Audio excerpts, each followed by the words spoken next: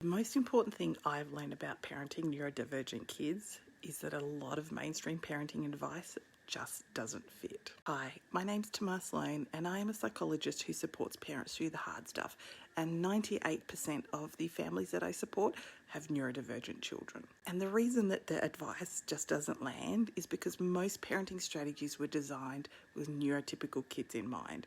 Things like just be consistent, follow through every time, don't reinforce avoidance, give natural consequences. On paper, they sound reasonable.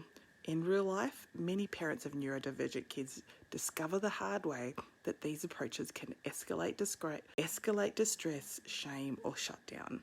And parents don't come to this conclusion lightly.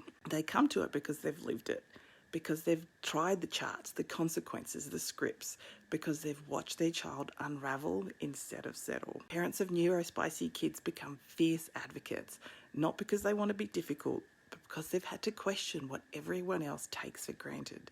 They're constantly adapting, softening when others push, stepping in sooner when they're told to step back, choosing regulation over compliance, connection over appearances.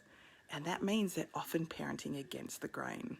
They get told they're overprotective, too accommodating, not firm enough, that their child won't cope in the real world. But what many of these parents understand deeply is that you don't prepare a child for the world by breaking their nervous system first. Neurodivergent kids need less structure. Neurodivergent kids don't need less structure, they need different structure.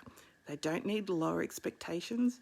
They need expectations that make sense for how their brains and body work. And the parents who know this best are the ones living it every single day. If you've learnt to question advice that doesn't sit right, to adapt rather than apply blindly, to trust your lived knowledge of your child, that's not weakness.